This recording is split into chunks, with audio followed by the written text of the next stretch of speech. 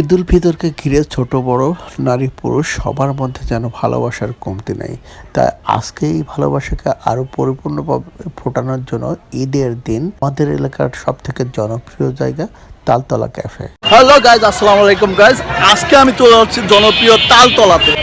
কুষ্টিয়া জেলার কুমারখালী উপজেলার চাঁদপুর ইউনিয়নের সব থেকে জনপ্রিয় জায়গা হচ্ছে তালতলা ক্যাফে। এই ক্যাফেটার জনপ্রিয়তা হওয়ার কারণ হলো রাস্তার ধার দিয়ে প্রচুর পরিমাণে দুই সারি করে তাল গাছ লাগানো, আর তাল গাছের এখানে গড়ে উঠেছে একটা ক্যাফে।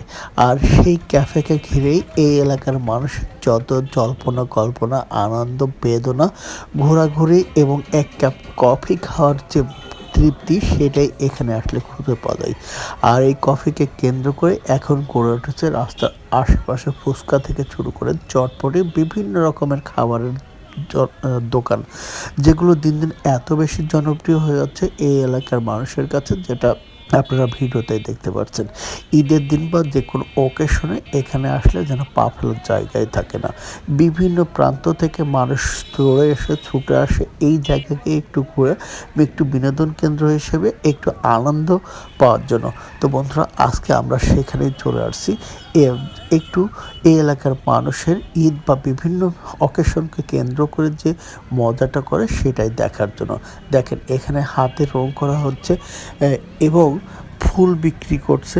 এই ফুলগুলো মেয়েরা মাথায় দিচ্ছে, ঘুরতেছে। তারা তাদের আত্মীয় স্বজন, বন্ধুবান্ধব, পাড়া প্রতিবেশী, এমনকি তাদের নিজস্ব পারিবারিক লোকজনের সঙ্গে এখানে ঘুরতে চলে আসছে যেন আনন্দ উপভোগ করার জন্য।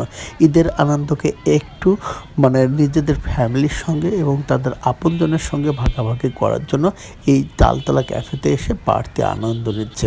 এটাই যেন এই এলাকার মানুষের একটা অন্যরকম ভালোবাসার জায়গা তৈরি হয়েছে। মনে হয় যেন এখানে না আসলে তাদের দিনটাই বৃথা। তাই বন্ধুরা, আমরাও চলে আসছি এই এলাকার মানুষের একটু আনন্দ উপভোগ করার দৃশ্যকে ধারণ করার জন্য। আমার পূর্ব পরিচিত বড় ভাইয়ের সঙ্গে দেখা হয়ে গেল, যে আমার ভিডিও কন্টিনিউ দেখে আমার এক প্রিয় ভক্ত।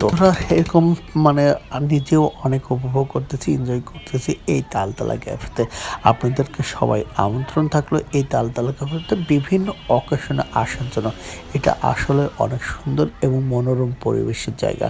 যে দৃশ্যগুলো আপনারা দেখে বুঝতে পারছেন, চারদিকে বিস্তীর্ণ মাঠ, আর এই মাঠের মাঝখান দিয়ে একটা রাস্তা চলে গেছে, সেখানে এত সুন্দর ক্যাফে তৈরি হয়েছে। এখানে এসে আপনারা দই ফুচকা থেকে শুরু করে বিভিন্ন রকম খাবার দাবার এখানে খেতে পারবেন। তো আপনাদের সবাইকে আমন্ত্রণ থাকলো। তবে একটি কথা আপনাদেরকে বলে রাখি বন্ধুরা, সেটা হচ্ছে যে